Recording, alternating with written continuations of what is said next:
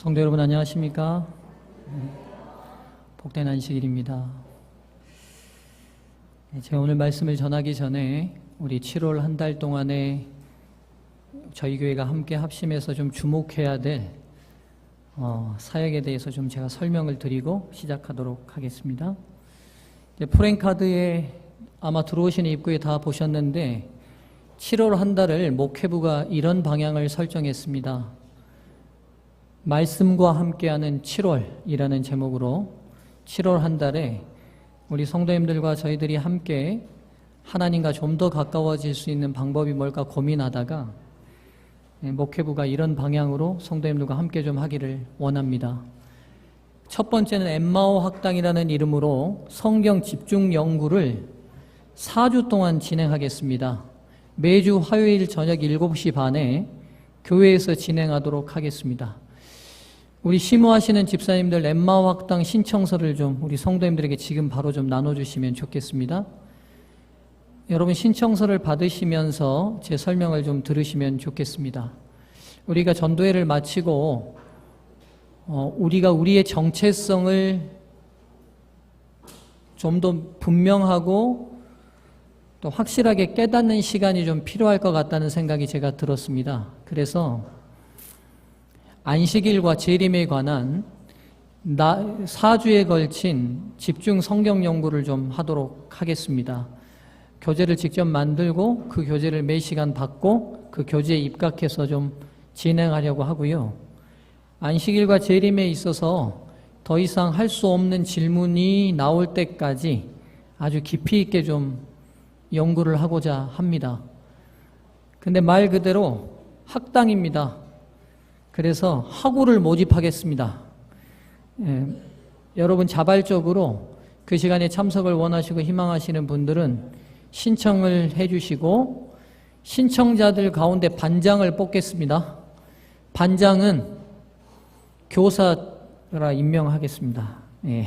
제가 임명해서 반장 뽑고 추석 불러가면서 정확하게 좀 진행하도록 하겠습니다. 성도님들 바쁘시더라도 그리고 이제 곧 침례를 받으신 모든 성도님들은 다 함께 좀 참석하실 수 있도록 노력해 주시면 좋겠고요. 다시 한번 우리 교회 정체성에 대해서 확실히 하고 싶은 성도님들은 누구나 함께 좀 다 참석하셔도 괜찮겠습니다. 신청서를 지금 작성하셔서 헌금하실 때 헌금 바구니에 넣어주시면 정리해서 돌아오는 화요일부터입니다. 7월 3일 화요일부터 엠마오 학당을 진행하도록 하겠습니다. 두 번째는 서중앙교회 독서주간입니다. 제 경험에 비추어 보든 재림 성도의 경험에 비추어 보든 재림 성도는 말씀을 통해 하나님과 만나는 교회입니다. 그래서 책을 읽지 않고는 하나님을 만나기가 쉽지 않은 교회입니다. 제가 고민하며 우리 성도들과 함께 특별한 독서 주간을 같이 좀 진행하면 좋겠다고 생각하고 책 중에 가장 쉬우면서도 깊이 있는 생애의 빛을 추천 도서로 선정했습니다. 그리고 이 생애의 빛은 여러분 모두에게 무료로 전권을 나눠드릴 것입니다. 그리고 이 독서 주간의 시작은 일단 목회부에서 잡은 계획은 다음 주 안식일 제가 이 부분에 대해서 설교하고 7월 9일부터 매주 13과니까요. 하루에 한 과씩 읽어서 2주 동안 집중적으로 책을 읽는 시간을 좀 갖도록 하겠습니다. 근데 밑에 보면 독서 방법을 제가 3가지로 기록해 놨는데요. 이 독서 주간의 총 주제는 책에 물들답니다. 독서가 아니라 염서입니다. 왜냐하면 책을 읽는 중요한 목적은 책을 통해 정보를 얻고 끝나는 게 아니라 책을 기록한 저자와 교제하기 위함이기 때문에 예언의 신을 기록하신 하나님과 좀 깊이 있는 대화를 통해 3가지의 방법을 추진하겠습니다. 첫 번째는 정독하는 것입니다. 각자 받은 책에 정독을 하시고 책과 함께 여러분에게 노트를 다 나눠드릴 겁니다. 그 노트는 여러분이 감동받은 은혜의 말씀들을 초록 뽑아서 기록하는 노트입니다. 그리고 3번째는 각 구역반별로 2분씩 짝을 짓고 받은 은혜의 초록한 내용들을 매일 저녁이든 아침이든 카톡이든 문자든 짝지은 두 분과 함께 은혜를 나누는 것입니다. 신앙 30년 하면서 한 번도 안 해보셨죠? 예, 이렇게 시킨 목사는 아마 제가 처음일지 모르겠습니다. 누가 이렇게 한다고 하니까 저한테 목사님 저희들을 가만 놔두지를 않으시네요 그러시더라고요. 좋은 거니까 함께 좀 해봤으면 좋겠습니다. 여러분 동의하시든지 동의하지 않으시든지 직원회 통과했으니까 추진하겠습니다. 예, 그러니까 여러분 함께 염소 책에 물드는 주간에 동참해 주시기를 아멘으로 화답해 주시면 감사하겠습니다. 예, 한 분 빼고 다 하셨습니다. 예, 고맙습니다. 세 번째는 호남 앞에 장막봉회가 7월 28일부터 30일까지 미스바 연수원에서 있는데요. 우리 서중앙교회 담임 목사님이셨던 정성원 목사님 이번 강사십니다. 우리가 함께 좀 많이 참석해서 은혜도 받고 또 목사님께 또 힘도 드리는 좋은 기간이 됐으면 좋겠습니다. 7월 한 달 동안 목회부가 추진하는 말씀과 함께하는 7월, 함께 은혜가 충만하는 7월이 되면 좋겠습니다. 더우시지요? 말씀 사랑하는 열기로 이깁시다.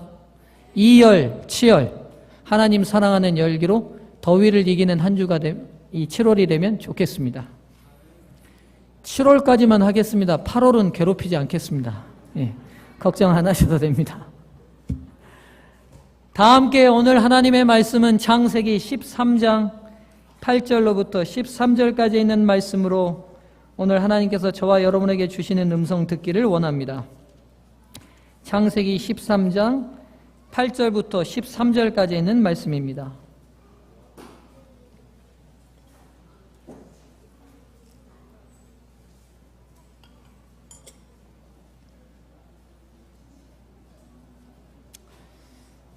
창세기 13장 8절부터 13절까지 있는 말씀을 제가 천천히 봉독하겠습니다. 성도님들 눈과 마음으로 따라 읽으시고 집중해 주시면 감사하겠습니다.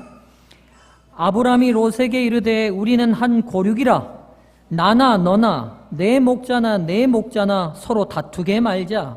내 앞에 온 땅이 있지 아니하냐. 나를 떠나라. 내가 좌하면 나는 우하고 내가 우하면 나는 좌하리라. 이에 롯이 눈을 들어 요단들을 바라본즉 소알까지 온 땅의 물이 넉넉하니 여호와께서 소돔과 고모라를 멸하시기 전이었는고로 여호와의 동산 같고 애굽 땅과 같았더라.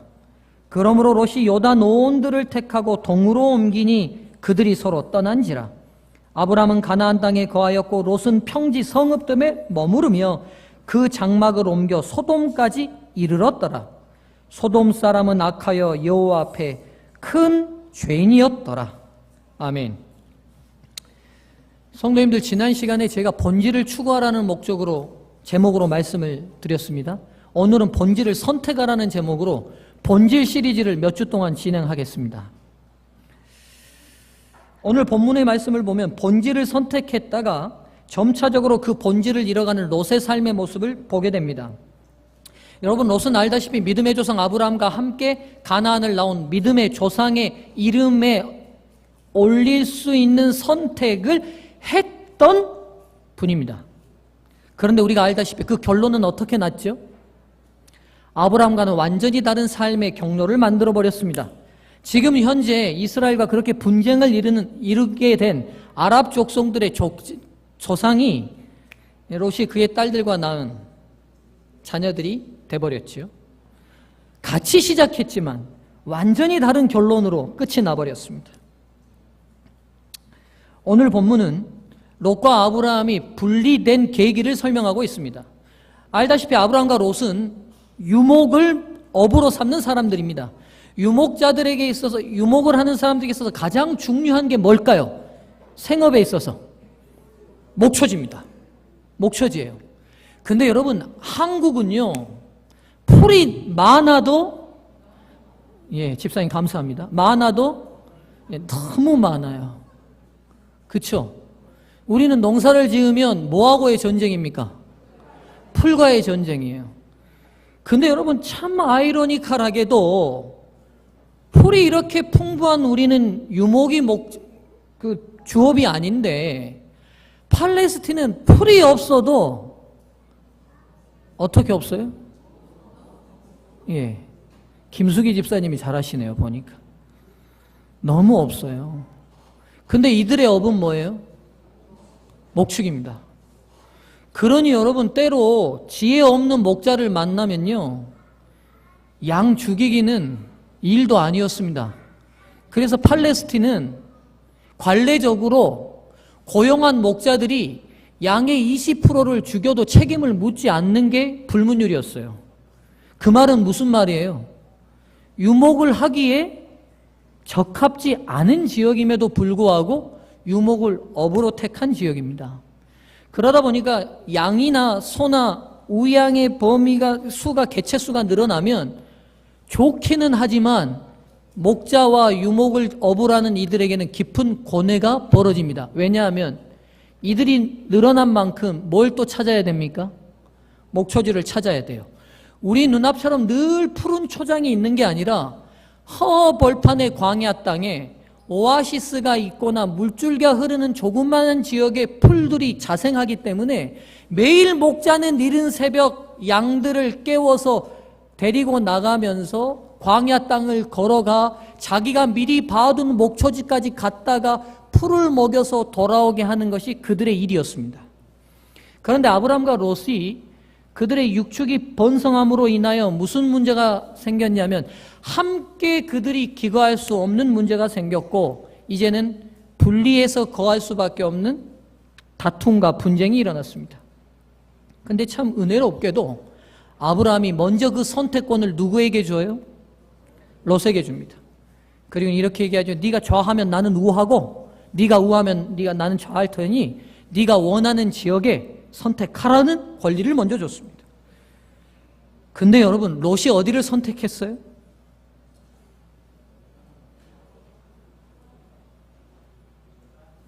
풀 많은데요, 없는데요? 풀 많은데요.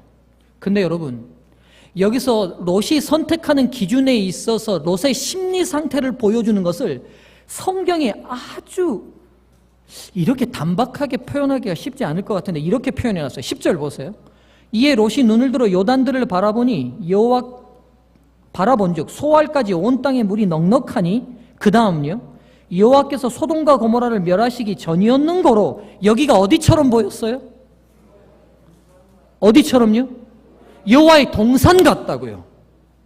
그러니까 여러분, 지금 이 본문을 좀 잘 이해할 필요가 있는데 소돔과 고모라는 오늘 본문이 지적한 대로 이 도시는 여호와께서 어떻게 보신 도시예요? 악하다고요. 왜냐하면 이 소돔과 고모라는 뭘로 부가 쌓였던 도시냐면 고대 도시에는 뭐가 가장 중요한 재산이냐면 소금이 가장 중요한 재산입니다. 고대 세계는 그랬어요. 소금이 가장 중요한 재산인데 소돔과 고모라는 뭐가 나오는 지역이냐면 암염, 즉 바위 소금이 나오는 지역이었어요. 바위 소금이.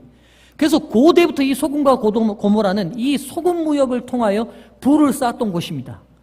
부가 번성하고 무역이 번성하다 보니까 도덕적이고 윤리적인 타락도 굉장히 깊이 빠졌던 곳이어서 영어 단어에 소도마이트라는 단어가 무슨 뜻이죠? 우리 외국인이 우리 로크 형제가 있는데 동성연애하다는 단어입니다. 근데 그 소도마이트라는 단어가 어디서 왔을 것 같아요? 소돔에서 왔습니다.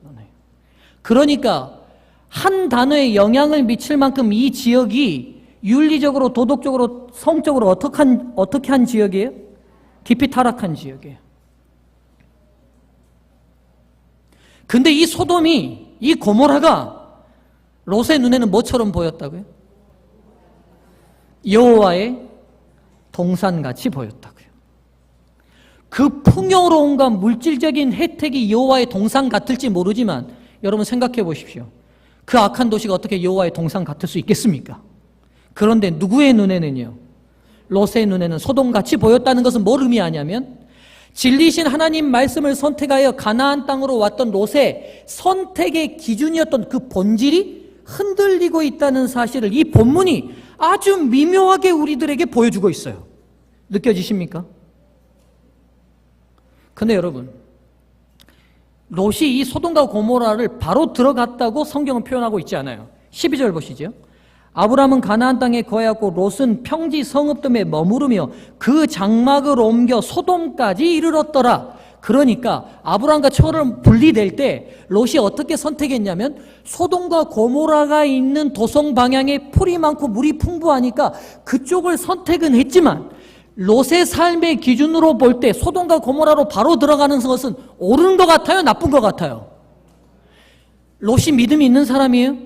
믿음 있는 사람이에요? 신앙 있는 사람이에요? 있는 사람이에요. 여호와를 믿고 신뢰하는 백성이었어요? 맞아요. 그런 백성이었어요. 그 백성의 기준으로 볼 때 소돔으로 바로 들어가는 것은 옳지 않다고 그도 생각했던 것 같아요.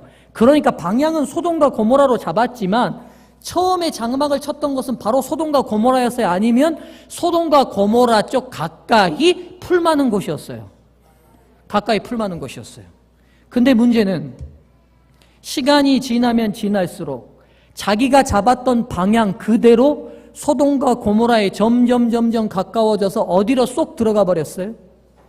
소돔과 고모라까지 들어가 버렸습니다.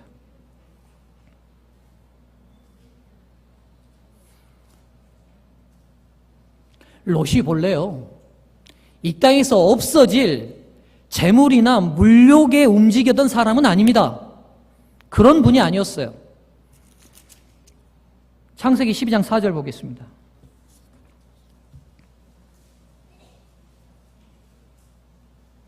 롯이 움직였던, 선택했던 그 기준이 뭔지를 이 성경절이 보여주고 있어요. 이에 아브라함이 여호와의 말씀을 쫓아갔고, 아브라함은 무슨 기준으로 선택했어요? 아브라함이 무슨 기준으로 선택했냐면 하나님의 진리신 말씀인 본질에 따라서 그 본질대로 선택해서 쫓아갔어요. 그 뒤에 연결돼서 롯도 어떻게 했다고요? 그와 함께 갔으며, 그러면 롯의 처음의 선택적 시작도 진리와 본질을 기준으로 선택했다는 걸 알게 돼요. 그러나 시간이 지나면서 그가 했던 이 선택이 그 선택했던 초창기의 본질을 잃어버리고 점점 다른 선택의 기준에 따라 움직이다가 끝내는 아브라함과는 완전히 다른 운명이 되어버렸어요. 여러분, 롯의 결론을 좀 보시죠. 우리가 다 압니다. 아내는 뭐가 됐어요? 왜 소금 기둥이 됐습니까?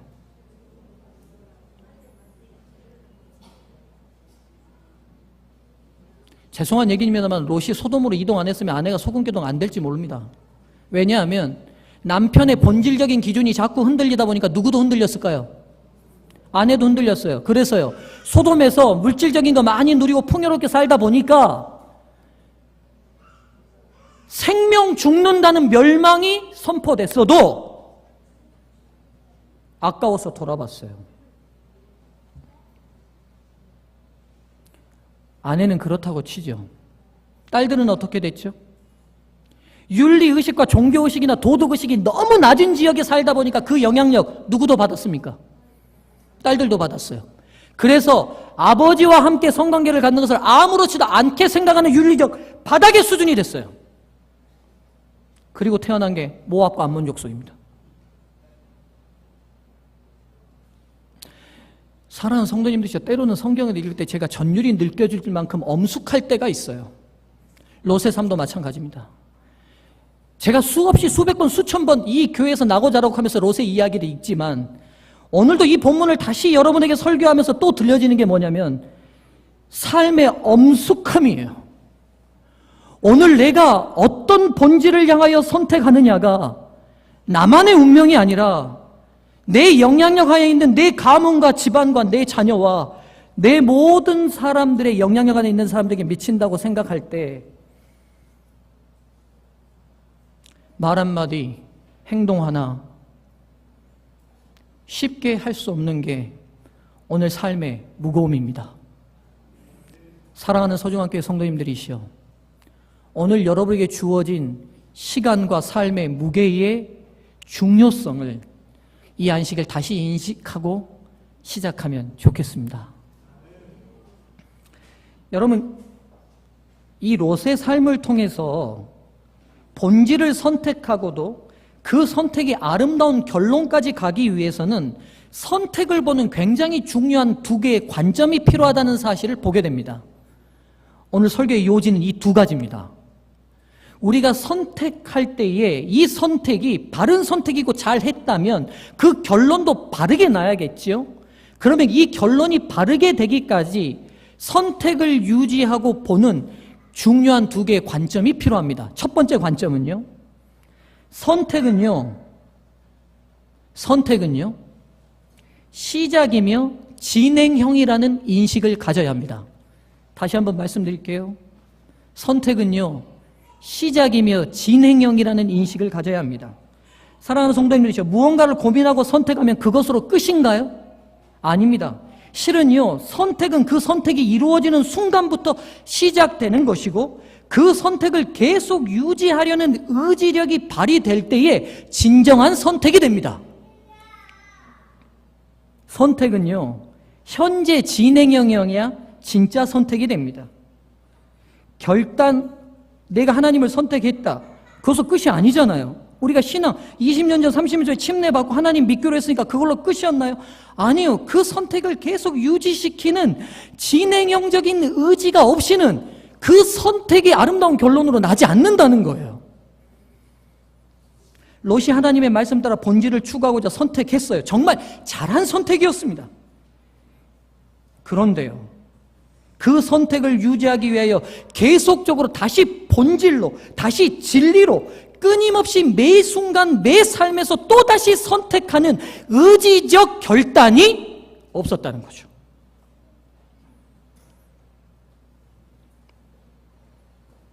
매 순간 선택을 등한히 하면요, 본질적 선택은 잃어버리게 되어 있습니다. 영적 세상에서 결코 사단은 저희가 진리와 본질을 선택하도록 가만두지 않습니다. 여러분 잘 아시잖아요. 매일의 삶 속에 우리가 선택한 진리와 본질이 흐려지도록 우리에게 끊임없이 유혹을 가합니다. 그리고 어떻게 해요? 그 유혹대로 이동하며 요동하다가 끝내는 내가 본래 선택했던 그 선택은 다 잊어버린 채 엉뚱한 결론으로 가 있어요. 저렇게 반응을 멋지게 보여줍니다. 그래서 어린아이와 같지 않으면 하늘 못 가는 거예요. 하늘 못 가는 거예요. 그래서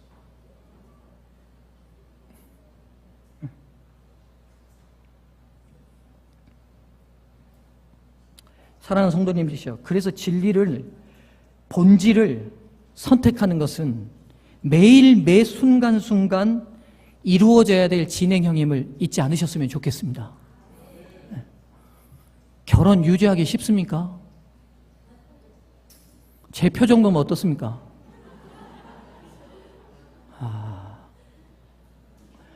매 아침 여기서 1시간씩 기도해야 유지돼요. 제가 볼 때 여러분은 대단하신 분들이에요. 기도 안 하고도 유지하는 건. 진짜 대단하신 분들이에요. 세상에서 기도 안 하고 가정을 유지하시는 분들은 제가 볼 때 진짜 가서 배우고 싶은 분들이에요. 매일 그리스도의 끊임없는 사랑과 애정을 받지 않고 어떻게 내가 누구에게 사랑을 줄 수 있죠? 참 그것도 신기한 일이에요. 맞습니다, 여러분. 귀한 것은 선택에서 끝나는 게 결코 아니에요. 오늘 다시, 그리고 매 순간 현재 진행형으로 선택하셔야 합니다. 제가 앞으로 목회 20년 남았거든요. 21년 남았습니다. 어느 날은 잠자려고 누웠는데 무슨 생각이 드냐면, 나 이거 끝까지 갈 수 있을까? 이런 생각이 들어요.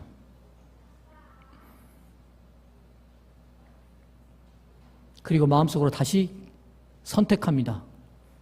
내 힘이 아니라 하나님의 힘으로. 그 본질을 놓치지 않는 이상 제가 한 이 목회의 선택이 결코 흔들리지 않으리라 믿습니다. 바른 선택을 유지하기 위한 두 번째 관점은요, 두 번째 관점입니다. 여러분 잘 듣고 계시죠? 예.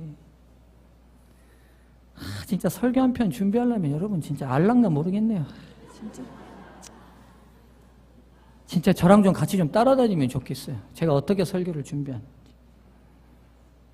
제 머릿속을 좀 보여주고 싶어요. 오직 온통 무슨 생각하는지. 그래서 여러분 저는 꿈으로도 설교를 오늘 아침에도 받았어요. 계시를. 매일 그 생각하니까 오늘 5시에 눈 딱 뜨는데 선택은 의지력이라는 애어내신 귀가 딱 지나가는 거예요. 이거 오늘 적용해서 해야겠다. 그런 여러분 값어치 없이 받지 마시고 귀하게 받으셔야 여러분도 귀하게 사용하십니다. 다시 말씀드립니다. 두 번째 관점은 선택을 유지하기 위해서는 계속적인 포기가 동반되는 선택이어야 합니다. 시간과 공간의 제약 속에 사는 인간들이요, 무엇을 선택했다는 것은요, 달리 말하면 무엇을 포기했다는 걸 의미합니다. 맞습니까? 지금 여러분들은 이 시간에 안식일 예배를 선택했습니다. 이건 뭘 의미하냐면 차수연 집사님 친구들과 차 마시는 거 포기한 거예요. 맞죠? 서인경 집사님 집에 중요한 무슨 일이 있는지 모르지만 그거 포기하신 거예요. 맞죠? 백계숙 집사님 세상의 오락을 포기하고 여기 와 있는 거예요. 맞죠? 선택은 포기의 또 다른 이름이에요. 내가 뭔가를 선택했다는 것은 뭔가를 포기했다는 것과 같이 상통된 개념입니다. 우리가 선택의 힘에서 놓쳐버리는 관점이 이거예요. 포기를 확실히 하지 않기 때문에 선택의 힘 자체가 없어요.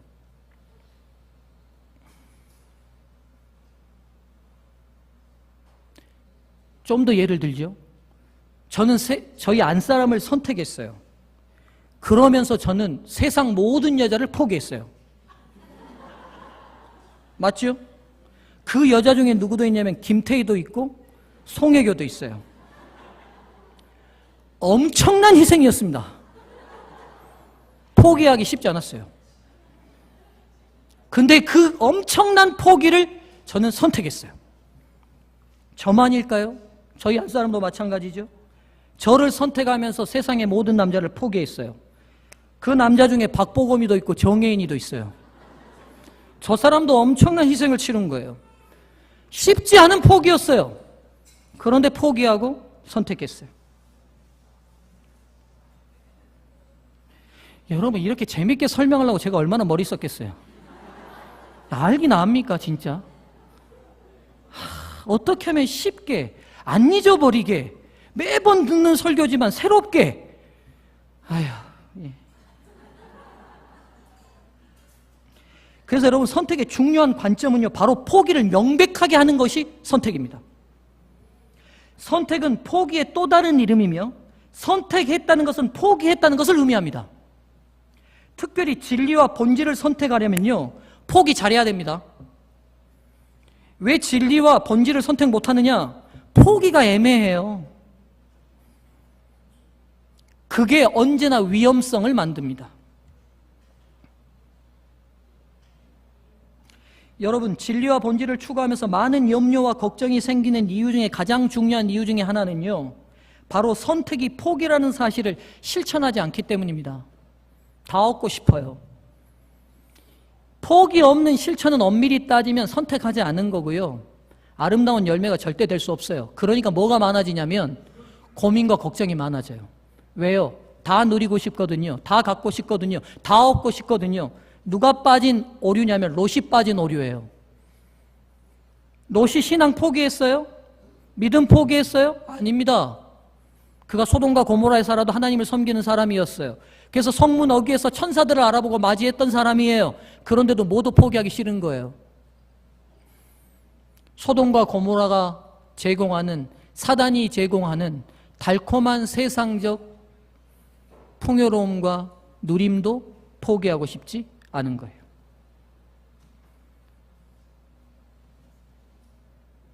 지난주 우리 한국의 가장 큰 이슈가 뭐였을까 보니까 러시아 월드컵에서 누가 누구를 이겼습니까?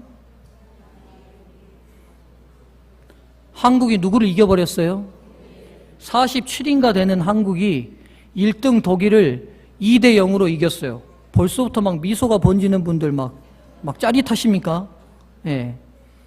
대단한 일이죠. 한국 축구 역사에 없었던 역사가 쓰여졌던 날이죠.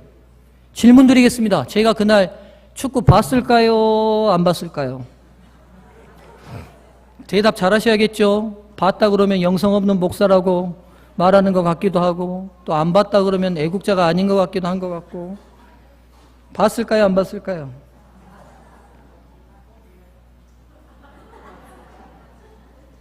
안 봤습니다. 안 봤어요. 그럼 제가 이렇게 말씀드리니까 우리 목사님은 참 애국자도 아닌가 보다. 뭐 도통 남산골 새님처럼 뭐 이것만 보는 사람인가 보다 이렇게 생각하시자고 싶지만 저 진짜 애국자입니다.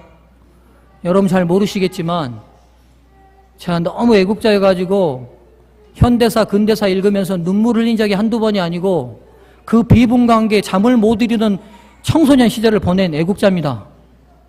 예, 우리 어머니가 학창시절에 유행했던 일제 코끼리 밥통 사주시니까 안 들고 다닌 사람입니다. 일제라고 제가 그뿐인지 아십니까? 웬만한 사람들 장난으로라도 한번 해봤던 화토장을 지금 44년 살면서 한 번도 안 만진 사람입니다.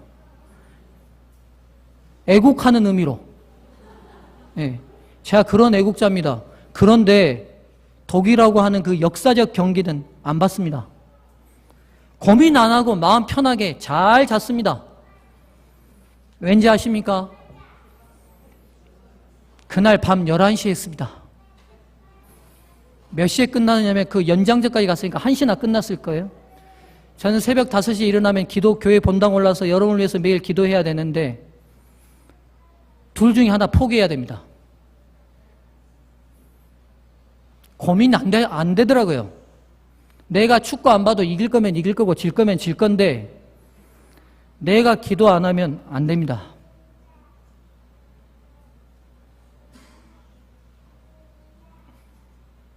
사랑하는 성도님들이시여, 롯이 진리와 본질을 위해 포기할 부분을 포기하지 않은 선택 아닌 선택으로 그의 삶이 무너질 수밖에 없었다는 사실을 기억하시면 좋겠습니다.